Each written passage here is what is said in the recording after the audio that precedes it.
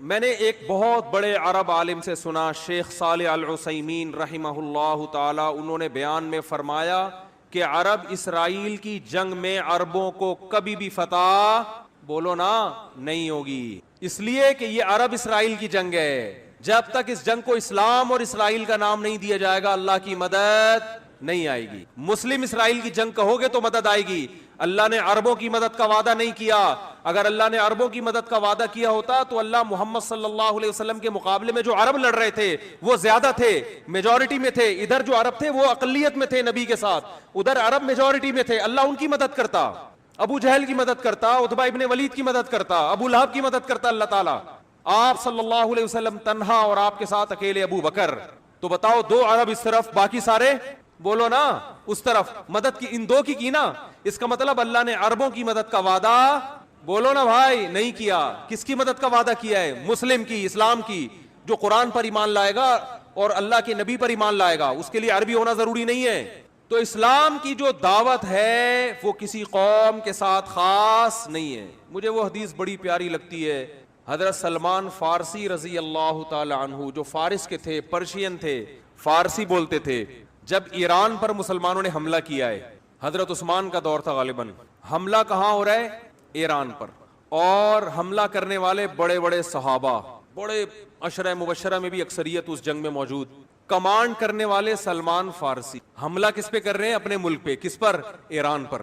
صحابہ نے آپ سے اجازت مانگی کہ آپ ہمیں اجازت دیں ہم اٹیک کریں، آپ نے فرمایا نہیں، میں نے رسول اللہ صلی اللہ علیہ وسلم سے یہ فرماتے ہوئے سنا ہے کہ جب تک اسلام کی دعوت نہ دے دو اس وقت تک حملہ کرنے کی اجازت نہیں ہے۔ تو حضرت سلمان فارسی اپنی قوم پر حملہ کس کے خلاف ہو رہا ہے؟ بولو نا یار، کیا ہو گیا بھائی، بولنے میں کوئی پابندی؟ تو میں بھی تو چیخ رہا ہوں نا، تھوڑا سا آپ چیخ۔ اپنی قوم کے خلاف لڑائی، تو لڑائی سے پہلے اپنی قوم کے پاس دعوت لے کر گئے۔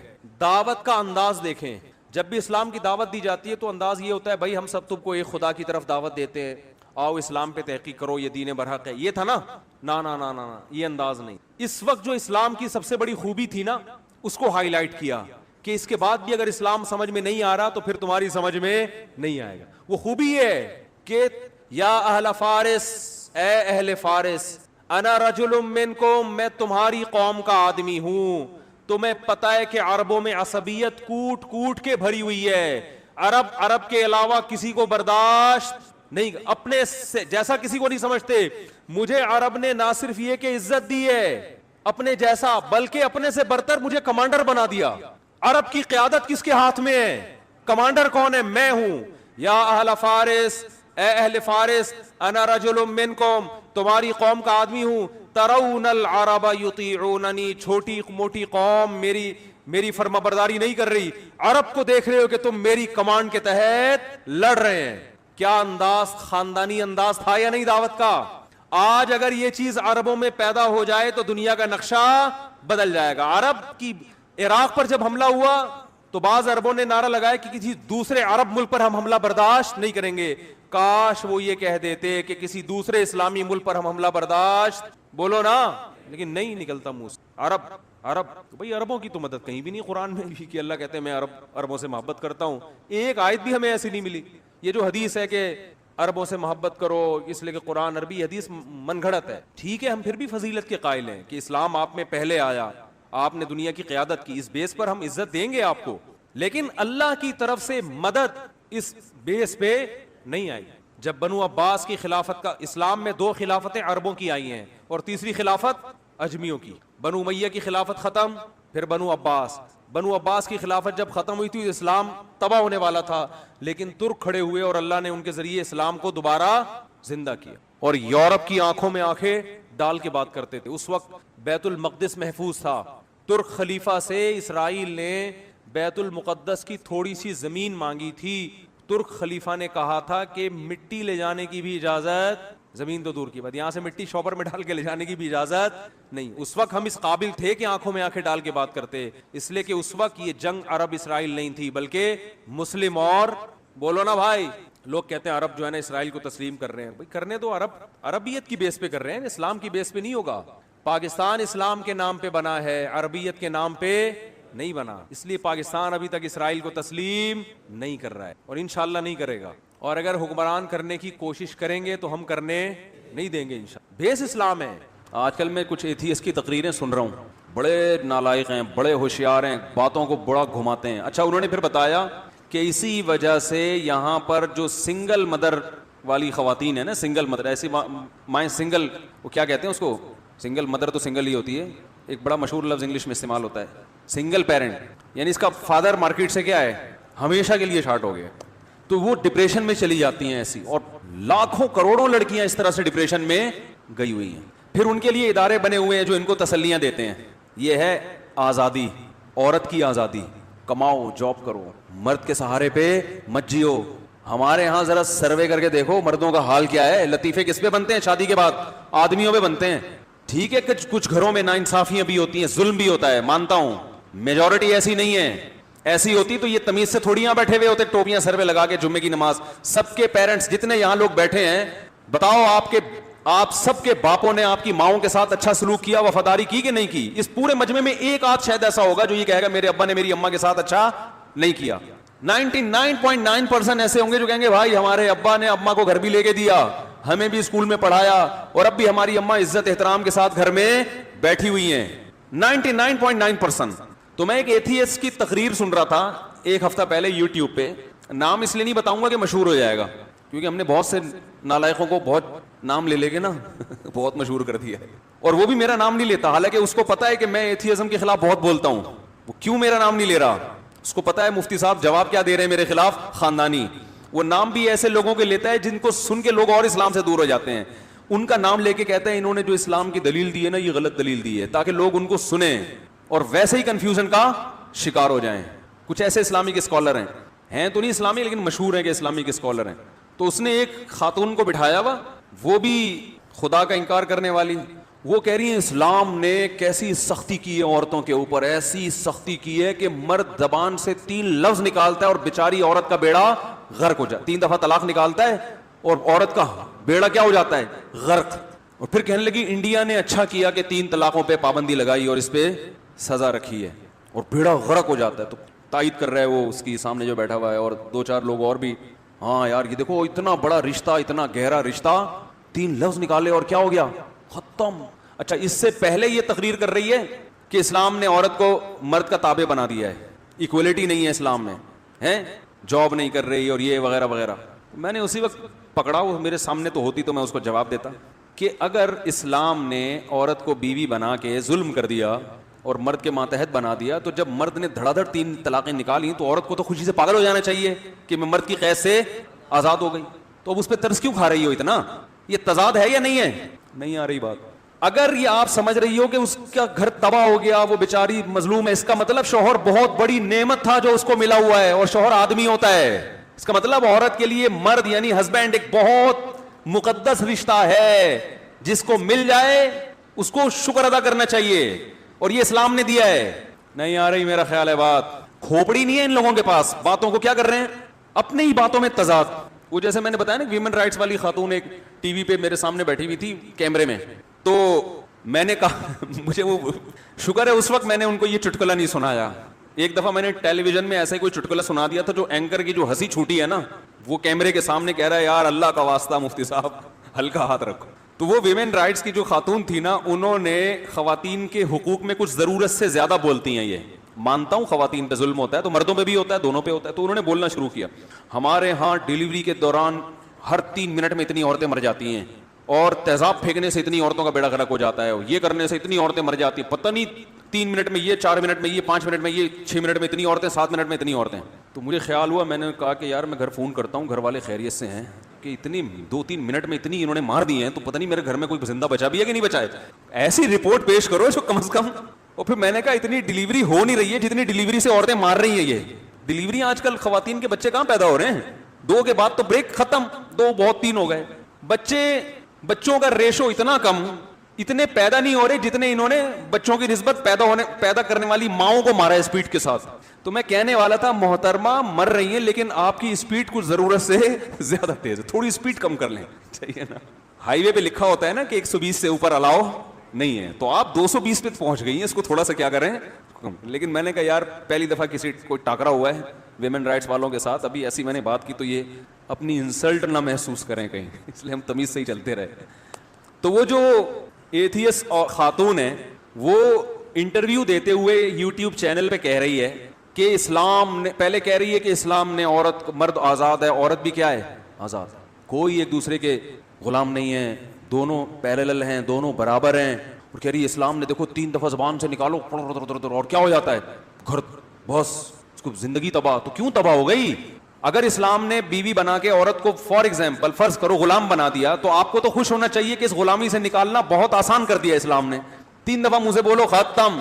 لیکن آپ مانتی ہو کہ مسلمان جب 3 طلاقیں دیتا ہے تو عورت کا بیڑا غرق ہوتا ہے. مانتا ہوں کہ ہوتا ہے غرق. یہ غرق اس لیے ہوا ہے کہ یہ بہت بڑی نعمت اس کو ملی ہوئی تھی, اور یہ نعمت کس نے دی تھی؟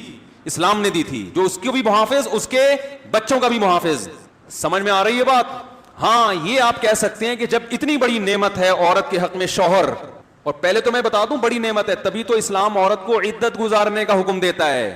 اور فقہاء اس کی حکمت, بہت سی حکمتوں میں ایک یہ بھی ہے کہ بزوال نعمت الزوج, شوہر کی نعمت اس سے چھن گئی ہے, اس کو احساس ہوگا اس کا, عدت گزارے گی تاکہ دوبارہ شوہر ملے گا تو اس کی قدر کرے گی کہ مجھے سوگ منانے کا حکم شریعت نے اس لیے دیا تھا کہ شوہر ایک بہت بڑی نعمت ہے جو مجھ سے چھن گئی, ورنہ اسلام سوگ منانے کی کہاں اجازت دیتا ہے. رہا یہ کہ اتنی بڑی, وہ میرا ٹاکرا ہو تو میں اس سے بات کروں گا نا, میرا ٹاکرا ہوا نا اس خاتون سے, تو میں اس کو یہ پھر دلیل دوں گا, ہو سکتا ہے یہ دلیل اس تک پہنچ جائے. تو یہ ایک الگ بات ہے کہ اتنی بڑی نعمت ہے تو اسلام نے اس نعمت کو ختم کرنے کو اتنا آسان, بولو بھائی, بولتے کیوں نہیں, کیوں بنایا کہ بس 3 دفعہ 20 سال کے رشتے 3 دفعہ زبان سے لفظ بولا اور ہمیشہ کے لیے ختم, اتنا آسان کیوں کیا؟ اس کی 2 وجوہات ہیں. کتنی وجوہات ہیں؟ 2. پہلی وجہ یہ ہے کہ اسلام میں الفاظ کی بہت اہمیت ہے. اسلام آپ کے جو زبان سے نکلے ہوئے الفاظ ہیں ان کو ویلیو دیتا ہے, لہذا اسلامی معاشرے میں کامیاب زندگی گزارنے کے لیے آپ کو اپنی زبان کی حفاظت کرنی پڑے گی. اور یہ صرف اسلام میں نہیں ہے, ہر کامیاب ادارے میں یہی اصول ہے کہ زبان سے نکلے ہوئے الفاظ ریورس نہیں ہوتے, ورنہ ایک بھیڑ چال چل جائے, بھیڑ چال والا نظام ہوگا. فوج میں کوئی جونیئر اپنے آفیسر کو 3 فحش گالیاں نکال دے کھڑے کھڑے ہیں بھائی. ایک عام رنگروٹ سے کوئی بریگیڈیئر ملنے کے لیے آیا ڈیوٹی کے دوران, اور وہ اپنے بریگیڈیئر کو کیا کہے 3 دفعہ کوئی بھاری بھرکم گالیاں نکال دے, ہیں ایک ہی کافی ہو جائے گی, اسی کے پہ وہی اثر ہوگا جو 3 کے بعد ہوتا ہے. کورٹ مارشل ہوگا کہ نہیں ہوگا؟ ایسی کی چمڑی ادھیڑ دیں گے اس کی, ایسی کی تیسی ہو جائے گی. اب وہ کیا, غصے میں تو انسان کچھ بھی بول سکتا ہے, سر ایکچولی مجھے بہت غصہ آیا ہوا تھا, ایکچولی میں بہت تیش میں آ گیا تھا, اتنی دیر سے پریڈ میں دھوپ میں کھڑا ہوا ہوں, ایکچولی میں یہ, اور زبان سے 3 الفاظ ہی تو نکلے, 3 بھی نہیں, ایک ہی نکلا ہے نا, تو کیا ہو گیا؟ وہ کہے گا سائڈ پہ آ جا, وہ کیا کہے گا اس کو ذرا چھاؤں میں لے جاؤ. وہ کہے گا آج تک فوج کی تاریخ میں ایسا کسی کی زبان سے لفظ نہیں نکلا, اور جس سے ہر نکلا ہے تو اس کا بیڑا بھی غرق ہوا ہے. وہ یہ اتنے سارے جو کھڑے ہوئے ہیں ان میں سے کسی کی زبان سے نہیں نکلا, حالانکہ یہ بھی دھوپ میں کئی گھنٹوں سے کھڑے ہوئے ہیں. اس کی وجہ ہے کہ ان کو پتا ہے کہ یہ زبان سے لفظ نکلے گا تو اس کا نتیجہ کیا نکلے گا, اس کو پتا ہے.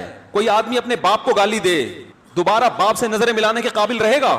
اسی وجہ سے لوگ نہیں دیتے, ان کو پتا ہے بھائی یہ باپ کو گالی جو ہے نا یہ ہلکی بات نہیں, جتنا بھی غصہ آئے مارے بھی کھا لیتے ہیں, ابا کو گالی نہیں دیتے ہوں گے جو بہت ہی گھٹیا اور غیر خاندانی لوگ ہیں, کہ نارملی نہیں ہے یہ ایسا, پٹتے ہیں, ماؤں سے بھی پٹتے ہیں, باپوں سے بھی پٹتے ہیں, اس لیے کہ اس لفظ کے میننگ معلوم ہے اور اس کا پتہ ہے کہ اس کے اثرات خطرناک نکلیں گے. ایک دفعہ بھی گالی نہیں دی جاتی, اور جو دیتے ہیں پھر اس کے اثرات بھی ہوتے ہیں. تو اسلام میں الفاظ کی بہت ویلیو ہے, سوچ سمجھ کے بولو. دوسری بات کہ اگر ہم یہ فرض کر لیں کہ اسلام کا یہ نظام غلط ہے, تھوڑی دیر کے لیے فرض کر لیں کہ 20-25 سال پرانے رشتے, اتنے بچے بھی ہو چکے ہیں, صرف 3 لفظ زبان سے بولے اور وہ رشتہ ہمیشہ کے لیے ختم ہو گیا. فرض کر لو اسلام کا یہ سسٹم کیا ہے, غلط ہے, تو ظاہر ہے پھر جو لبرل لوگوں کے پاس سسٹم ہے وہ صحیح ہے. پھر کیا خیال ہے کہ عدالت سے کیا لو, عدالت علیحدگی کرے گی, مرد کو رائٹ نہیں ہے. تو ہم دونوں سسٹم میں تقابل کرتے ہیں, کمپیئر کرتے ہیں کہ طلاق کا ریشو کس سسٹم کو فالو کرنے والے لوگوں میں زیادہ ہے اور کس سسٹم کو فالو کرنے والے لوگوں میں کم ہے. تو آپ کی اطلاع کے لیے عرض ہے کہ دنیا میں سب سے کم طلاق کا ریشو مسلمانوں میں ہے, حالانکہ طلاق سب سے آسان ہے. اور دنیا میں سب سے زیادہ طلاق کا ریشو ہندوؤں اور گوروں میں ہے, حالانکہ ان کے یہاں طلاق دینا مشکل ہے. جن کے ہاں طلاق دینا مشکل ہے ان کے ہاں ریشو زیادہ, جن کے ہاں آسان ہے ان کے ہاں ریشو کم. اس کا مطلب آپ کا سسٹم دیکھنے میں اچھا ہے, حقیقت میں اچھا نہیں ہے. ہمارا دیکھنے میں اچھا نہیں ہے, گہرائی میں جاؤ گے پتہ چلے گا بہت اچھا ہے. اور جو اس سسٹم میں آپ کو خرابی لگ رہی ہے نا, یہی خرابی اس کا حسن ہے. اسی وجہ سے نہیں ہے طلاق, اس لیے کہ مرد کو پتا ہے کہ 3 دے دی تو ریورس گیئر نہیں ہے.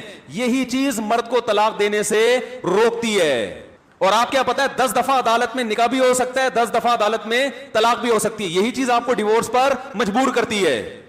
بہت مشکل ہے بات سمجھانا. ارے مشاہدے سے بڑھ کر بھی کوئی دلیل ہوتی ہے. دیکھو 2 آدمی ہیں, 2 مریض. ایک مریض کو حکیم نے کہا, دونوں باریک دبلے, ایک مریض کو حکیم نے کہا کہ اس کو خربوزہ کھلاؤ اس کی صحت اچھی ہو جائے گی. دوسرا حکیم کہہ رہے نہیں خربوزہ نہیں, اس کو سیب کھلاؤ. اب دونوں حکیموں کا کیا ہو گیا, اختلاف. اب آپ نے خود ریسرچ شروع کی کہ یار ان دونوں پیشنٹ کو خربوزے سے صحیح ہوں گے یا سیب سے صحیح ہوں گے. تو آپ نے گوگل پہ سرچ کرنا شروع کیا, سیب میں کیا ہے, خربوزے میں کیا ہے, اس کی بیماری کیا ہے, اس کی بیماری سے کون سا پھل زیادہ میچ کر رہا ہے. بڑے لمبی چوڑی تحقیقات کے بعد آپ نے سیب تجویز کیا. فار ایگزامپل, مثال دینے میں گورنمنٹ کی طرف سے کوئی پابندی نہیں ہے. لوگ کہتے ہیں پتہ نہیں کس قسم کی مثالیں دے رہے ہیں. اب آپ نے وسیم کو سیب کھلا دیا, وہ اور باریک ہو گیا. خربوزے کے بارے میں آپ کی کوئی تحقیق نہیں تھی, بلکہ جتنی تحقیقات گوگل پہ آپ نے سرچ کی اس سے لگتا تھا کہ خربوزہ فار ایگزامپل مثال کے طور پر, گورنمنٹ نے پابندی چونکہ نہیں لگائی ہے اس لیے مثال دے رہا ہوں کہ اور کمزور کر دے گا آپ کو, لیکن وہ آپ نے سلیم کو کھلایا, اس سے وہ کیا ہو گیا, صحت مند. تو آپ کہو گے رپورٹیں گئیں, بولو بھائی. اگر کوئی کہے نا اب سلیم نے خربوزہ کھایا تو صحت مند ہو گیا, سیب کھایا تو دبلا ہو گیا. اب جتنے بھی حکیم ساری رپورٹیں لے کر آئیں گے, یار خربوزے سے یہ نہیں ہوتا, اصل میں تو تمہیں سیب کھا, وہ کہے گا ان رپورٹوں کو اپنے پاس رکھو. مشاہدے سے بڑھ کر کوئی دلیل نہیں ہوتی. مشاہدہ یہ ہے کہ مسلمانوں کا جو فیملی سسٹم ہے آج بھی پوری دنیا میں سب سے زیادہ خاندانی ہے, نمبر 1 ہے. اتنا برداشت کسی کے باپ میں دم نہیں ہے جتنا ہم اپنی بیویوں کو مسلمان مرد یعنی ہم سے مراد برداشت کرتے ہیں. اور اس گھر میں بھی بیان جاتا ہے نا, بولیں اچھا یعنی ہم سے مراد ہم سب, غلطی سے ہم نکل گیا تھا, آپ بھی شامل تھے اس میں. اتنا دم کسی میں آج کل نہیں ہے. سروے کرو پتا چلے گا. جتنا بیٹیوں کو ہمارے معاشرے میں باپ شوق سے پالتا ہے نا, بیٹیوں کا غم اٹھاتا ہے, گوروں میں اور ہندوؤں میں یہ دم نہیں ہے. ان میں بھی چند ایک ہی ہیں, میجورٹی نہیں ہے. لڑکیوں کو پیدا بھی کرتے ہیں, پالتے بھی ہیں, ان کی شادیوں کا بھی انتظام, ان کی ساری ٹینشن لیتے ہیں. نہ پیدائش سے روکتے ہیں, یہ بھی نہیں کرتے, یہ جرم بھی نہیں کرتے. ویمن رائٹس کی باتیں بہت ہیں, مگر جو ویمن رائٹس پہ سب سے زیادہ چیختی ہے نا, اپنے گھر بیٹی پیدا ہونے پہ سب سے زیادہ وہ روئے گی پہلے. سمجھ رہے ہو کہ نہیں سمجھ رہے؟ ہمارے یہاں خوشی مناتے ہیں. کیوں؟ اسلام نے بتایا کہ جس نے 3 بیٹیوں کی کفالت کی, آپ صلی اللہ علیہ وسلم نے فرمایا اضمنت لہ بالجنہ, میں اس کے لیے جنت کا ضامن ہوں. آپ چونکہ اللہ کو مانتے ہی نہیں, لہذا جنت آپ کی ڈکشنری میں ہے ہی نہیں. آپ کو بیٹی کے پالنے پر کوئی فائدہ نظر نہیں آتا, لہذا آپ جتنا مرضی ویمن رائٹس پہ چیخو چلاؤ, بیٹی پہ آپ کبھی بھی خوش نہیں ہوگے. بیٹیوں پہ تو ہم خوش ہوتے ہیں بھائی. ہمارے ایک دوست ہے ماشاءاللہ 9 بیٹیاں. میں نے کہا یار تمہارا تو مجھے لگتا ہے کہ کچھ کرنے کی ضرورت ہی نہیں ہے تمہیں, 3 ضمانتیں تو تم نے اکٹھی کر لی. او بھائی کہیں جاب جاتے ہو نا, جاب کے لیے تو کچھ پوا ہوتا ہے نا, سفارش ہوتی ہے. ایک آفیسر کی سفارش مسترد کر دی, دوسری لے آئے گا آدمی, تیسری لے آئے گا, تو کسی نہ کسی کی تو چلے گی نا. اس کا یہ مطلب نہیں کہ اب کچھ بھی نہیں کریں. جنت میں جانے کے سارے اسباب اختیار کرے انسان, جہنم سے بچنے کے سارے اسباب اختیار کرے. اسباب تو سارے اختیار کرنے ہیں. اب قیامت میں کون سا تکا لگ جائے, بہت سو کی بیٹیاں بخشوا دیں گی ان کو. حدیث کے الفاظ دیکھو, جس نے بیٹیوں کی کفالت کی, کن لہو, کیا الفاظ ہیں یار, کن لہو حرزم من النار, فرمایا اس کے اور جہنم کی آگ کے درمیان میں دیوار بن جائیں گی, رکاوٹ بن جائیں گی. یہ نہیں ہے اللہ, یہ نہیں ہو سکتا. حرزم من النار, رکاوٹ بن جائیں گی. آپ کسی رکاوٹ کسے کہتے ہیں؟ رکاوٹ کہتے ہیں آپ کا ٹریک تو وہی ہو, جاؤ اس طرف رہے ہوں. جیسے آپ جا رہے ہوتے ہیں کسی گلی میں مڑنا ہوتا ہے, آپ کی نیت یہی ہے اسی گلی میں گھسنا ہے, لیکن بیریئر لگا ہوتا ہے. آپ کہتے ہیں یار چاہتا تو ہوں مگر اس بیریئر کی وجہ سے نہیں جا سکتا. کیا مطلب؟ وہ گناہگار باپ جو اپنے عمل سے یہ ثابت کیا اس نے کہ میں جہنم میں جانا چاہتا ہوں, عمل اس کو کہاں لے کے جا رہا ہے؟ جہنم. لیکن بیریئر کس کا ہوگا؟ بیٹیوں کا بیریئر ہوگا جو اسے روک دیں گی. تو ویمن رائٹس بہت میڈیا پہ بکواسات کی جا رہی ہیں اسلام کے خلاف. بہت کچھ لبرل لوگ اسلام خواتین کے حقوق کے نام پہ بیڑا غرق کر رہے ہیں. اور وہ محترمہ یہ بھی فرما رہی تھی کہ اسلام نے عورت پہ اتنے ظلم کیے, مگر پھر بھی حیرانگی ہوتی ہے پاکستان میں عورتیں اسکارف لیتی ہیں اور مذہب کو فالو کرتی ہیں. یہ صرف برین واشنگ ہے. ان مولویوں نے عورتوں کا برین کیا کر دیا ہے؟ واش کر دیا, کہ ان سے سارے حقوق چھین کے بھی ان کو اسلام اچھا لگ رہا ہے. نہیں آ رہی بات. کیسا زہر گھولا جا رہا ہے, کیسا زہر گھولا جا رہا ہے. اعتراض سمجھ میں آیا؟ وہ جو ایتھیس خاتون ہے وہ کیا کہہ رہی ہے کہ سوال ہوتا ہے نا, پھر بھی اتنی عورتیں, جب اسلام نے عورت پہ اتنا ظلم کیا ہے, اس کو مرد کے ماتحت بنا دیا اور مرد کے خرچے پہ پل رہی ہے. مرد کے خرچے پہ پلنا یہ ظلم ہے ان کی نظر میں. کسی اور کے خرچے پہ آپ اگر پلتے ہو تو ظلم ہے یا مزے ہیں؟ مزے ہیں. پھر اولاد کا خرچہ بھی باپ پہ مت ڈالو. بولے ظلم ہے. اسلام نے جو باپ کو کہا ہے کہ بچوں کو کھلائے گا, نا نا نا نا, بچے خود کمائیں گے, یہ گورنمنٹ دے گی ان کو. تو میرے بھائی, اسلام میں جو آزادی ہے وہ آپ کو دنیا میں کہیں نظر, بولو بھائی, نہیں آئے گی. اسلام نکاح طلاق کے معاملے میں گورنمنٹ کی مداخلت برداشت, بولو بھائی, کہتا ہے یہ پرسنل معاملہ ہے, اس میں عدالت کو ٹانگ اڑانے کی اجازت. عدالتیں جو خلا کی ڈگریاں پکڑا رہی ہیں, اسلام کہتا ہے اس کی اجازت نہیں ہے. آپ کی بیوی عدالت چلی جائے, جج صاحب فوراً خلا پکڑا دیں گے. یہ آزادی ہے, یہ غلامی ہے, یہ گورنمنٹ کی غلامی ہے کہ جو مہر آپ نے خرچ کیا ہے بھائی, آپ نے اس کو اپنے گھر میں تحفظ دیا, اب وہ جج کی مرضی سے آپ کے نکاح سے نکل گئی. تو یہ آزادی تھوڑی ہے, یہ تو آپ کو حکومت کا غلام بنا دیا کہ آپ اپنی بیوی کے مالک بھی نہیں ہو. آپ کہہ سکتے ہو بیوی کو بھی تو آپ کا غلام بنا دیا, نہیں بنایا. صرف نکاح کے معاملے میں ماتحت بنایا ہے, غلام نہیں بنایا, ماتحت بنایا نکاح کے معاملے میں, کہ چونکہ اس پہ کچھ ذمہ داریاں ڈالی ہیں لہذا کچھ چیزوں کی اطاعت آپ نے کرنی ہے. خیر, تو میں یہ عرض کر رہا تھا کہ اسلام نے ہمیں انسانوں کی غلامی سے نکال کے کس کا غلام بنایا؟ اللہ کا. اور رائٹ انسانوں کو دیے, حکومت کو رائٹ حکومت سے چھینے ہیں. اب ہر معاملے میں آپ دیکھو, یہاں تک کہ رسول اللہ صلی اللہ علیہ وسلم سے صحابہ نے پوچھا, یا رسول اللہ ہم چیزوں کی قیمتیں متعین کر دیتے ہیں, آپ متعین کر دیں. آپ نے فرمایا نا نا نا نا, ان اللہ هو المسعر, چیزوں کی قیمتیں اللہ متعین کرتا ہے. جس چیز کو اللہ نے سستا کرنا ہوتا ہے زیادہ پیدا کر دیتا ہے, جس چیز کو اللہ نے مہنگا کرنا ہوتا ہے اس کو بولو کم کر دیتا ہے. چیزوں کی قیمتیں بھی اصل اصول یہ ہے, کہیں ظلم ہو رہا تو ایک الگ بات ہے, چیزوں کی قیمتیں بھی گورنمنٹ متعین اسلام میں نہیں کر سکتی. اصل حکم یہ, وہ مجبوری کے احکام الگ ہیں. اور آپ صلی اللہ علیہ وسلم نے فرمایا, دعوا الناس یرزق اللہ بعضهم ببعض, لوگوں کو تجارت میں آزاد چھوڑ دو, اللہ لوگوں کو ایک دوسرے کے ذریعے رزق دے گا. یہ جو ٹیکس کا نظام, انتہائی غلیظ نظام جو ہمارے اوپر مسلط ہے, جس کا نہ سر نہ پیر, یہ وہ ٹیکس ہے جو ونس اپون اے ٹائم جو بادشاہی دور تھا نا, جو غنڈہ گردی کے ذریعے لوگوں کی جیبوں سے پیسے نکالے جاتے تھے, اب اس کو لیگل کر کے نکالا جا رہا ہے. بلیک منی اور وائٹ منی کا نام دے دیا. میں آسٹریلیا میں تھا, ہمارے ایک دوست کی تنخواہ ٹھیک ٹھاک, میں نے کہا بچتا کتنا, کہتے 43% گورنمنٹ کو ٹیکس جاتا ہے. واہ واہ واہ واہ واہ, یعنی آدھی تنخواہ گورنمنٹ لے رہی ہے ٹیکس میں. لیکن ملک ہے بڑا انسانی حقوق کا عالم بردار, جہاں غریبوں کا بڑا خیال کیا جائے, بڑا امن, بڑا زبردست. ابو بھائی امن تو قائم ہوگا, یہ گورنمنٹ اپنی ذمہ داری تھوڑی پوری کر رہی ہے. ارے مجھے ایک بات بتاؤ, آپ, بس ختم کر رہا ہوں بات کو, مجھے ایک بات بتاؤ, آپ 50 لاکھ روپے کما رہے ہو, آپ نے مجھ سے آ کے کہا یار مفتی صاحب 50 لاکھ تو کما رہا ہوں, گھر میں ہر وقت ڈکیتی کا ڈر ہوتا ہے, تو میں کہوں گا یار 20-30 ہزار کا گارڈ رکھ لو, یہی کہوں گا نا, کیا ہو گیا. لیکن میں آپ سے کہتا ہوں 50 لاکھ میں سے 25 لاکھ مجھے دے دو, سیکیورٹی تمہاری میرے ذمے ہے. اب کیا ہے کہ میں نے آپ کی سیکیورٹی کا انتظام کیا, آپ بڑے خوش کہ پاکستان میں لوگ سیکیور نہیں ہیں, الحمدللہ میں اپنے گھر میں سیکیور ہوں, مفتی صاحب کو 25 لاکھ دے رہا ہوں اور اللہ کا شکر ہے 25 لاکھ آرام سے بیٹھ کے کھا رہا ہوں. اس کا مطلب آپ سے بڑا مکھنچو آج تک دنیا میں پیدا ہوا ہی نہیں ہے, کیونکہ ڈاکو آپ سے کتنے چھین لیتا, 1 مہینے کی تنخواہ چھین لیتا نا. ابے آدھی تنخواہیں جن ملکوں میں ٹیکس میں جا رہی ہیں, یہ کوئی انسانیت ہے؟ اسلام حکومت کے لیے عوام کے 1 روپیے کو بھی حلال نہیں کرتا, اگر کرتا ہے تو انتہائی شدید مجبوری میں, ایسی مجبوری جس میں مفاد عامہ ہو, تو جتنی ضرورت اس سے زیادہ نہیں لے سکتے آپ. بعض ضرورتیں ایسی ہوتی ہیں جو لوگوں کا اجتماعی مفاد ہے اور اس کے بغیر چارہ ہی نہیں ہے. لیکن ٹیکسوں کا نظام دیکھ لو, پوری دنیا میں دبا کے کھا رہے ہیں اور بے روزگاروں کو کھلا رہے ہیں. کہتے ہیں ہمارے یہاں بے روزگاروں کو بھی پیسے ملتے ہیں, تو اپنے جیب سے دیتے ہو, جو کما رہے ہیں محنت کر کے اس سے آدھے لے کے اس مکھنچو کو تم نے پکڑا کے کیا احسان کر دیا میرے بھائی. نہیں آئے گی سمجھ میں, رہنا تو نہیں آئے گی سمجھ میں. چلیں پھر نماز کے بعد مسائل کا سیشن ہوگا, شاید اس میں کچھ سمجھ میں آ جائے. یہ جو میں نے ٹیکس کے بارے میں بیان کیا ہے نا, یہ سارا نظام کیا ہے, غلط. اس کا یہ مطلب نہیں ہے کہ میں آپ کو ٹیکس ادا کرنے سے منع کر رہا ہوں, سمجھ رہے ہیں, میں آپ کو ٹیکس ادا کرنے سے منع نہیں کر رہا. نظام چل رہا ہے تو چل رہا ہے, لیکن یہ نظام صحیح نہیں ہے. گورنمنٹ جو ہے اسلام میں, اس کی جو حیثیت ہے وہ یہ ہے کہ اس کا کام ہے مینجمنٹ.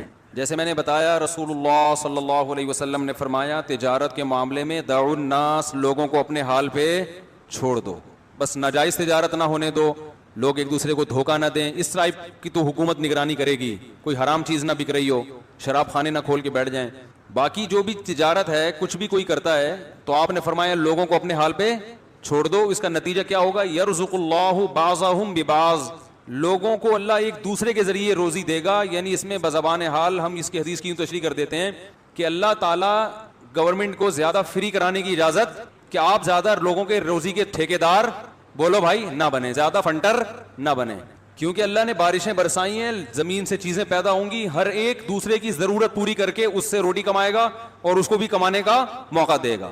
یہ اللہ کا نظام ہے, ہمیشہ سے چلا آ رہا ہے. سمجھتے ہیں کہ نہیں سمجھتے ہیں؟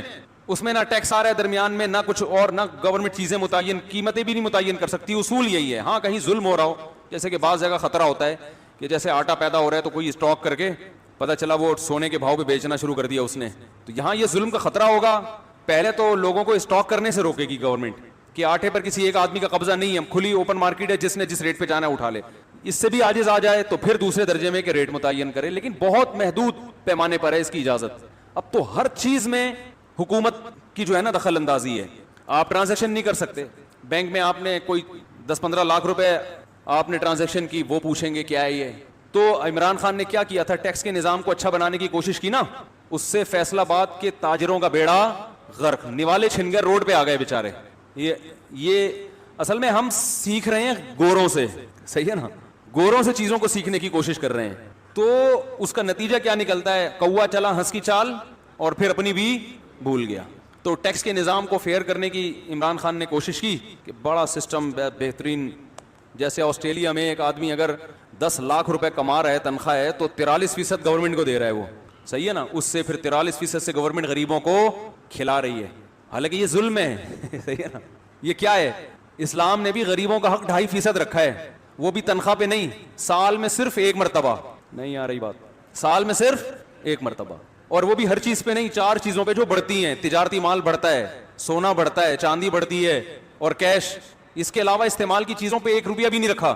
اور اسلام نے یہ خوشخبری دی کہ جو 2.5% کا نظام قائم کرے گا, زمین سے غربت ختم. اور اب بھی ماہرین کہتے ہیں کہ اگر صرف زکوٰۃ پہ لوگ آ جائیں تو زمین سے غربت ختم ہو جائے. بینکوں میں 2.5% زکوٰۃ کٹتی ہے, کھاتا کون ہے؟ غریب کھاتے ہیں. بولو نا کیا ہو گیا؟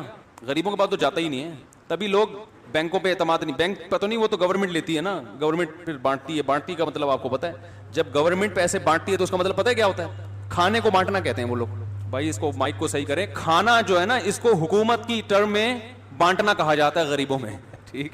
خیر کچھ نہ کچھ بنتا بھی ہے, ایسا نہیں ہے, لیکن کھایا طبیعت سے جاتا ہے. تو خیر, تو یہ جو ٹیکس کا موجودہ نظام ہے, اب آپ گاڑی خرید رہے ہو 10 لاکھ کی, ٹیکس 10 لاکھ اس پہ جتنی قیمت ہے اتنا کیا دے رہے ہو, بیڑا غرق. اس پہ یہ کہتے ہیں کہ اگر ہم یہ نہ دیں تو ہمارے پاس روڈ نہیں ہے جہاں گاڑیاں چلا سکیں ہم. یار تم دیکھو, یا تو میں بے وقوف ہوں یا معذرت کے ساتھ آپ کے علاوہ کوئی اور بے وقوف ہے, اگر میں اپنی بات سمجھا نہیں پا رہا. دیکھو آپ گاڑی منگواؤ, 10 لاکھ کی گاڑی ہوگی, پڑے گی کتنے کی؟ کم سے کم 20 لاکھ کی. 10 لاکھ آپ کیا دے رہے ہو گورنمنٹ کو؟ ٹیکس. اور گورنمنٹ آپ سے یہ کہہ کے ٹیکس لے رہی ہے کہ ہم اگر گاڑیاں کو ایسے 10-10 لاکھ کی آنے دیں گے تو ہمارے پاس روڈ اتنے نہیں ہیں, گاڑیاں کیا ہو جائیں گی. ایک دلیل یہ بھی دی جاتی ہے, بہت سے دلائل میں, اور بھی دلائل ہیں گورنمنٹ کے پاس حرام خوری کے, مگر ایک دلیل یہ بھی ہے کہ پھر ہم اتنے روڈ نہیں ہیں, اتنی فری پورٹ کی گاڑیاں دبئی کی طرح. دبئی تھوڑی ہے یہ کراچی ہے, یہ پاکستان ہے, کہ دبئی کی طرح فری پورٹ اور گاڑیاں ہو ایسے تو پھنسیں گے. تو اللہ کے بندو, جب تم ایک گاڑی پہ 10 لاکھ پہ 20 لے رہے ہو تو 10 لاکھ سے روڈ بنا دو نا. ابے تم ایک گاڑی سے بنا سکتے ہو روڈ, اللہ کے بندو, ایک گاڑی پہ تم اتنا ٹیکس لیتے ہو. نہیں آ رہی بات؟ تم تو فلائی اوور بناؤ, تم تو زمین کے اندر سرنگیں کھود لو, اتنا ٹیکس اتنا پیسہ کما رہے ہو تم صرف گاڑیوں سے. ارے مجھے ایک بات بتاؤ, ہمارے روڈ پہ کوئی بندہ گھس رہا ہے, اس کو سڑکیں ٹوٹی ہوئی ہیں, 10 لاکھ کی گاڑی لے کے آ رہا ہے, اس سے گھسا نہیں آ رہا, مجھ سے آ کے کہتا ہے مفتی صاحب میں آپ کی گلی میں گاڑی لانا چاہتا ہوں مگر مجھ سے چلتی نہیں ہے, روڈ ٹوٹے ہوئے ہیں. میں کہتا ہوں 10 لاکھ مجھے دے دے تو روڈ میں کیا کر دوں گا, بنا دوں گا. نہیں, 10 لاکھ میں سارے گٹر بھی اونچے کروا دوں گا میں, اور ایک دم بہترین روڈ. تو ایک مثال دے رہا ہوں سادہ سی سمجھانے کے لیے. صحیح مثالیں تو آپ کو اکنامکس کے ماہرین دیں گے, جو آپ ہم سے یعنی جو گورنمنٹ سے بھی زیادہ الو بناتے ہیں آپ کو, کیونکہ انہوں نے سب نے وہی پڑھا ہوا ہوتا ہے, ان کے دماغ میں وہی ٹیکس ٹیکس ٹیکس چل رہا ہوتا ہے. ان کا خیال ہوتا ہے اس کے بغیر کوئی ملک ترقی. خلافت عثمانیہ میں جو ٹیکس تھا نا 0 تھا, پتہ ہے آپ کو؟ جب خلافت عثمانیہ تھی تو ٹیکس کتنا لیا جاتا تھا؟ 0. اور اس وقت یورپ اور برطانیہ سارے ٹیکس پہ چل رہے تھے, کیونکہ ظالم کو جب کھانا ہوتا ہے نا تو حلال طریقے سے وہ اپنا پیٹ نہیں بھر سکتا, اس کے لیے کچھ دائیں بائیں گھمانا پڑتا ہے. جیسے عام بزنس میں نے بتایا نا کہ چیز خریدو مارکیٹ میں بیچو. اب وہ جو جوسر مشین تھی انہوں نے تمیز سے اگر حلال کمانا ہوتا جوسر مشین کو مارکیٹ میں لے جا کے رکھتے, لوگ دیکھتے یار یہ 500 میں اس سے اچھی مجھے مل رہی ہے تو میں یہ کیوں لوں, تو آپ ریٹ کم کرتے. تو آپ نے اس کو 500 کے بجائے, قیمت 500 بھی نہیں تھی لیکن بیچ رہے ہیں 5000 میں, اور اس لیے کہ آگے 5 کو پہنا دو گے تو تمہیں پروفٹ مل جائے گا. تو آپ 2 نمبر طریقے سے جب کماتے ہو, جب آپ کو پتا ہے کہ 1 نمبر طریقے سے میری توند نہیں بھرے گی یا مجھے توند بھرنے کے لیے محنت زیادہ کرنی پڑے گی. سمجھ میں نہیں آ رہی میرا خیال ہے بات؟ تو میں آپ کو پھر بھی کہہ رہا ہوں ٹیکس دینے سے میں روک نہیں رہا, کیونکہ ٹیکس دینا بند کر دیا تو حکمرانوں کا تو کچھ بھی نقصان نہیں ہوگا, یہ پھر ملک کو کھانا شروع کر دیں گے کہ یار اپنی توند بھرنے کے لیے پہلے تو ٹیکس آ رہا تھا, اب ٹیکس نہیں آ رہا تو اب کیا ہے, تو پھر یہ ہمیں کھانا شروع کر دیں گے, کیونکہ ان کو کھانے کی عادت ہم, اور ہمارا عسکری نظام, دفاعی نظام تباہ ہو جائے گا, سب کچھ برباد ہو جائے گا. اس لیے کوئی بھی عالم یہ نہیں کہتا آپ سے کہ ٹیکس نہ دیں, لیکن اس نظام کے خلاف آواز ضرور اٹھانا چاہیے کہ یہ غیروں کا گندا نظام ہے جو ہمارے اوپر مسلط کیا گیا ہے, اور تبھی لوگ ٹیکس دیتے نہیں ہیں, ان کو پتا ہے کہ صحیح استعمال نہیں ہوتا یہ. اور باہر والوں میں اور ہم میں فرق یہ ہے کہ ان کے ہاں بھی ظلم ہے ٹیکس لے کے, لیکن کم از کم وہ استعمال ہوتا ہوا نظر آتا ہے. ارے آسٹریلیا کی گورنمنٹ اگر آدھی تنخواہ ٹیکس میں, 43% آدھی ہی ہو گئے نا تقریباً 43%, آدھی تنخواہ ٹیکس میں کاٹ لیتی ہے, تو کم از کم یہ نظر تو آتا ہے نا کہ ہم سے جبرن پیسے لے کے غریبوں کو زبردستی کھلا رہی ہے, نظر تو آتا ہے نا. ہمارے ہاں تو یہ بھی نظر, بارش شروع ہو گئی ہے, اب جانے کا کوئی فائدہ نہیں ہے, تو آپ اثر تک بیٹھے یہاں پہ. خیر میں آپ کو 5-10 منٹ میں نمٹا دوں گا انشاءاللہ. تو ہمارے ہاں تو یہ بھی نہیں ہے, جو ہسپتالوں کا سسٹم جا کے دیکھ لو گورنمنٹ کے, جو ہمارے ٹیکس پہ چل رہے ہیں, اللہ کی پناہ اللہ کسی دشمن کو بھی نہ لے کے جائے, پان کی پیکوں کی تھوکیں دیواروں پر, الٹیاں, پتہ نہیں کیا کیا, اللہ کی پناہ. بھائی نہیں بیمار ہو تو آدمی بیمار ہو جائے جا کے. باہر ملکوں میں آپ دیکھو ان کے ہاسپٹل دیکھو, تو ٹیکس کا نظام تو پوری دنیا میں ظالمانہ ہے, لیکن کہیں ظلم ہوتا ہے مگر تھوڑی بہت اس کی تلافی کر دیتے ہیں وہ لوگ. ہمارے یہاں تو وہ بھی نہیں ہے. سمجھتے ہو کہ نہیں سمجھتے؟ اچھا بھائی مفتی صاحب, اللہ نے ہمیں ایسے دور میں پیدا کیا ہے جس میں نظر کی حفاظت کرنا بہت مشکل ہے, ہم کیا کریں؟ دیکھو اگر مشکل کام ہوتا تو آپ نظر جھکانا چاہتے تو کوئی بیرونی طاقت آپ کو یوں منہ کرتی, دھڑام سے اوپر کرتی, اور آپ کہتے ہیں میں یوں منہ نیچے کر رہا ہوں مگر ہو نہیں رہا, میری کمر اکڑ گئی ہے. پھر آپ کہتے کہ گردن جھکانا بھی مشکل اور نظر جھکانا بھی, بولو بھائی, مشکل. دیکھو جو نظر کی حفاظت کرنے والے ہوتے ہیں نا, جتنا گندا ماحول ہو یا اچھا ماحول ہو, ان کی صحت پہ کوئی فرق نہیں پڑتا. جو ٹھرکی ہوگا 24 گھنٹے میں ایک عورت نظر آئے گی, اس کو بھی دیکھے گا, بلکہ زیادہ گھور کے دیکھے گا کہ صبح سے کوئی گاہک نہیں ملا. جب یہ لاک ڈاؤن ہوا تھا, لاک ڈاؤن, ایک مجھے مچھلی والا نظر آیا, اپنی ٹوکری میں مچھلی لے کے سائیکل پہ گھوم رہا ہے, سب بند کر دیا گورنمنٹ نے. میں نے اس سے پوچھا خیریت, تم اکیلے کیسے گھوم رہے, پولیس والوں نے پکڑا نہیں؟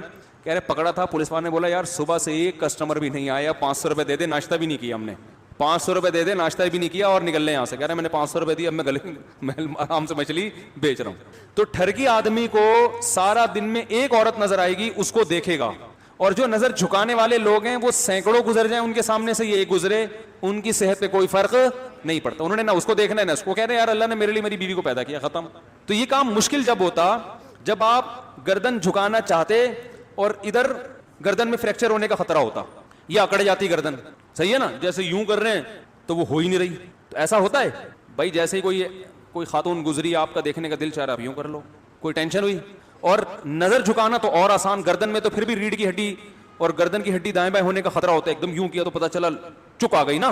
پلک کو جھپکنے میں, نظروں کو نیچے کرنے میں تو انرجی, میرا خیال ہے اتنی سی بھی انرجی خرچ نہیں ہوتی کہ جسے ڈاکٹر کوئی کہیں کہ آپ کی اتنی انرجی یوٹیلائز ہو گئی ہے, اب آپ 6 پراٹھے کھائیں بیٹھ کے.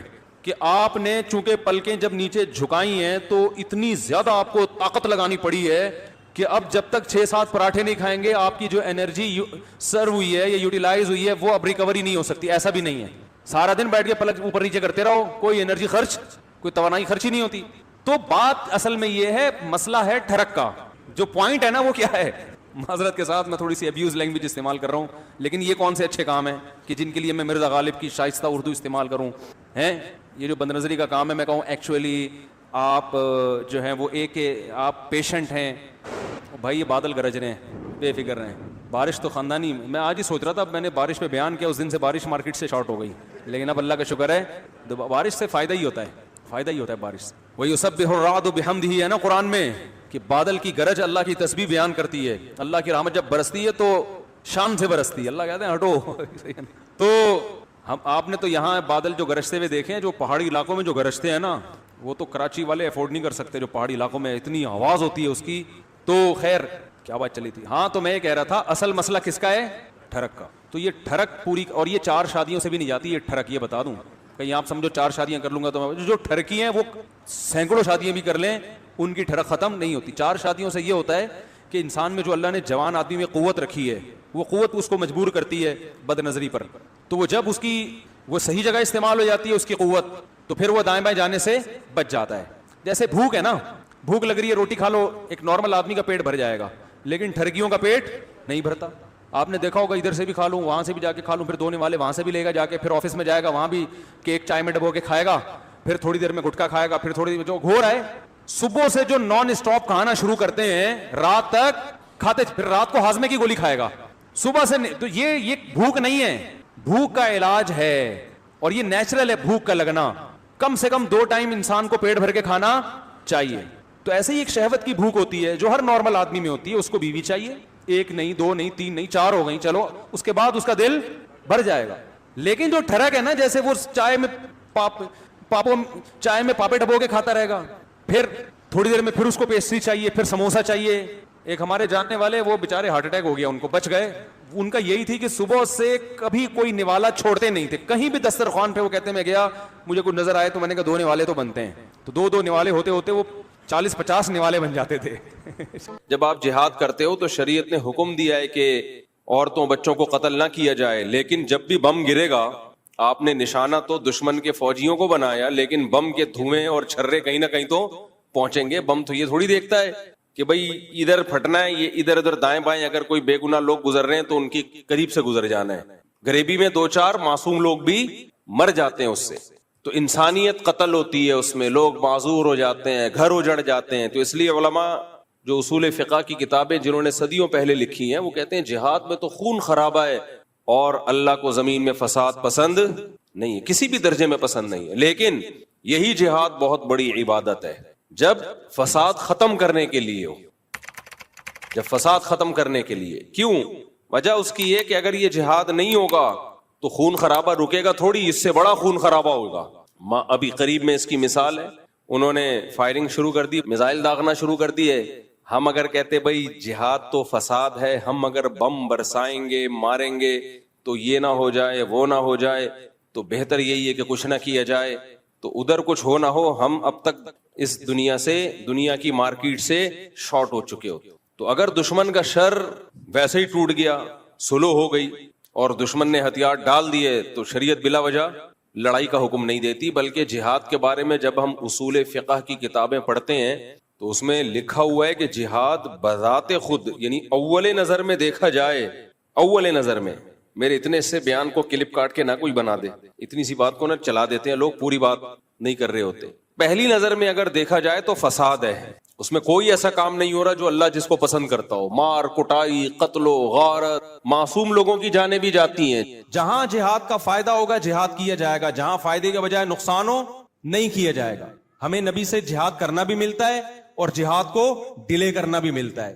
صلح حدیبیہ بھی ملتی ہے جس میں آپ نے لڑائی کو ٹالا ہے، اور فتح مکہ بھی ملتا ہے جس میں خود آپ نے حملہ کیا، اور غزوہ احد بھی ملتی ہے جس میں صرف ڈیفنس پہ اکتفا کیا ہے غزوہ احزاب میں.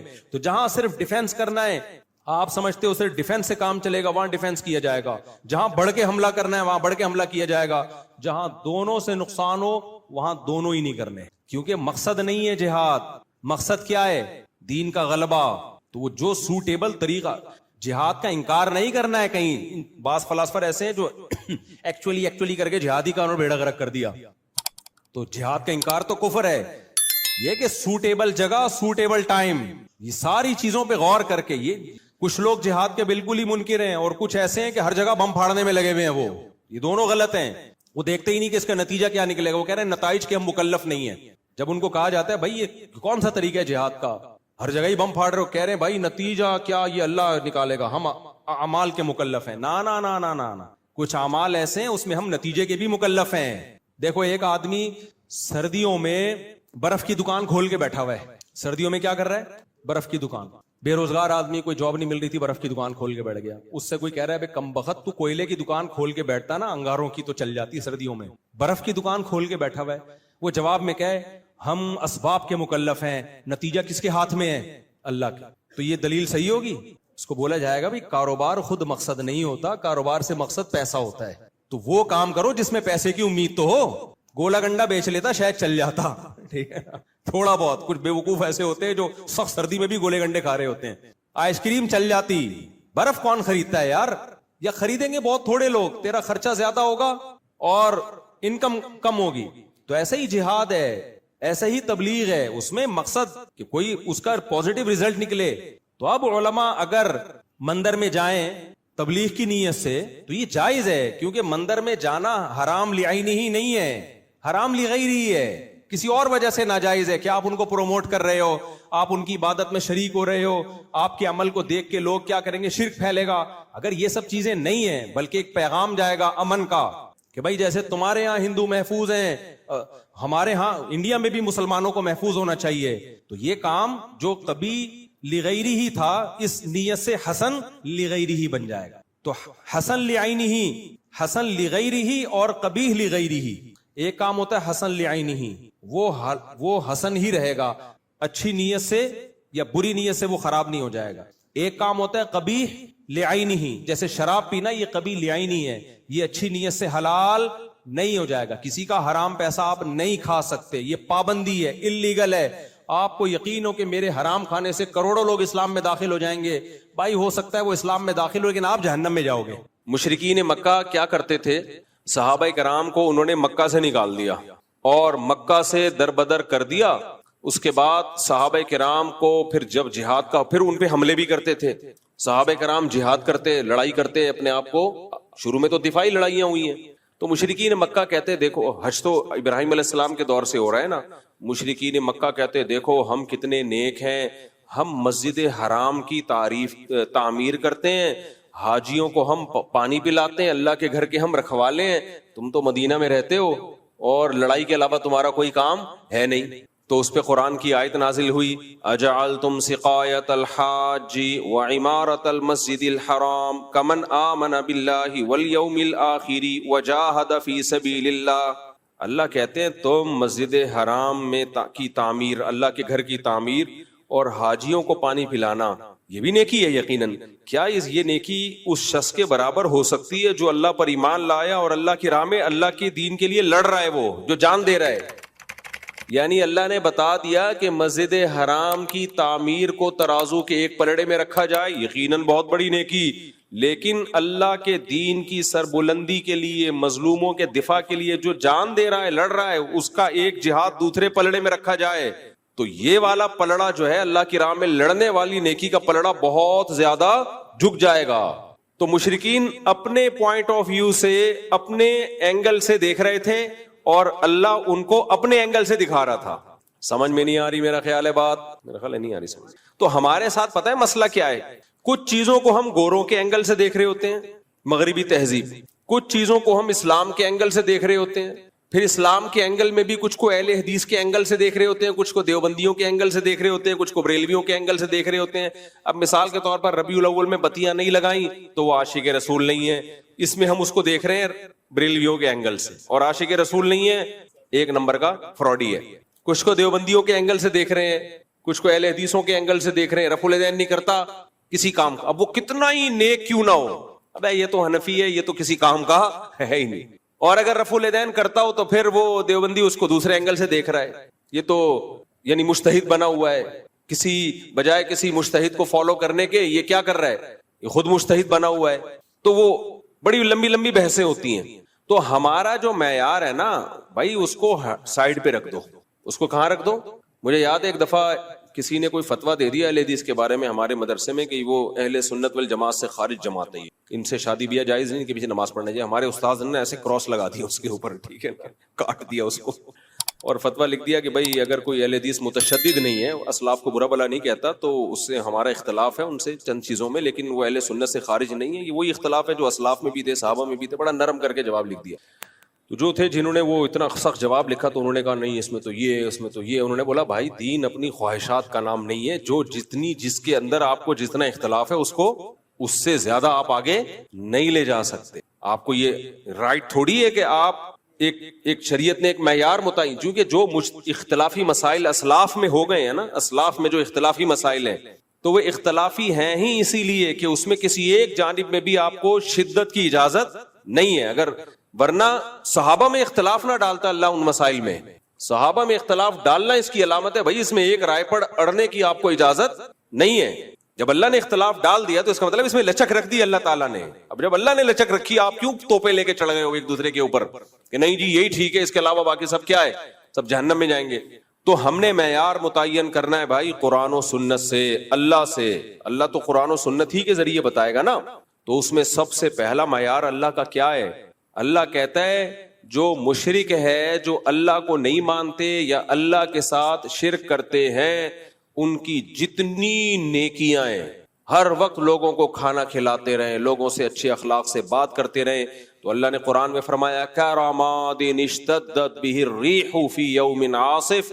ایک راکھ کا پہاڑ ہوتا ہے نا, پہاڑ راکھ ہوتی ہے نا جو جل کے راکھ حاصل ہوتی ہے, کتنی لائٹ کتنی ہلکی ہوتی ہے وہ. اس کا پہاڑ ہو تو دیکھنے میں تو لگے گا بڑا وزنی, لیکن آپ پھونک ماریں گے وہ پہاڑ اڑ جائے گا.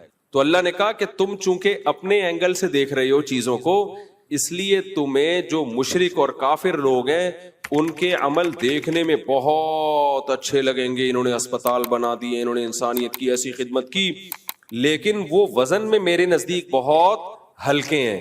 قیامت کے دن جب ان کو ترازو میں رکھا جائے گا, ان کا ایک پھونک ماریں گے اور وہ اڑ جائیں گے. اللہ نے یہ نہیں کہا کہ ان کا وزن ہے ہی نہیں, بلکہ اللہ نے کہا ان کا وزن بہت ہلکا ہے, وہ اس قابل نہیں ہے کہ ان کو بخشوا دے. ہاں اس قابل ضرور ہے کہ عذاب میں کمی کا ذریعہ بن جائے, اس قابل ضرور ہے کہ عذاب میں کمی کا ذریعہ, بخشوا نہیں سکتا ان کو. اور اللہ کی نظر میں جو سب سے بڑی نیکی ہے وہ کیا ہے؟ توحید, اللہ کے وجود کو ماننا اور اللہ کو ایک سمجھنا. حالانکہ انسانیت کی نظر میں تو کوئی یہ بہت بڑی نیکی نہیں ہے. اب یہاں ایک سوال پیدا ہوتا ہے کہ اللہ نے یہ اینگل رکھا ہوا کیوں ہے, اللہ تعالیٰ اس اینگل سے دیکھتا کیوں ہے؟ یعنی یہ کیا بات ہے کہ آپ اگر مشرک ہیں, اللہ کے ساتھ شرک کرتے ہیں, یا اللہ کے وجود جیسے ملحد اور ایتھیسٹ لوگ خدا کو مانتے ہی نہیں ہیں, وہ کہتے ہیں ہی نہیں ہے, سب آٹومیٹیکلی خود بخود سب کچھ چلا آ رہا ہے. سوال یہ پیدا ہوتا ہے کہ پھر ایسا وجہ کیا ہے؟ اللہ نے اتنا مضبوط موقف کیوں رکھا ہوا ہے, جس کو میں اپنی زبان میں موقف کہہ رہا ہوں. اللہ کی طرف موقف کا لفظ کی نسبت نہیں کی جاتی, لیکن آسان لفظوں میں سمجھانے کے لیے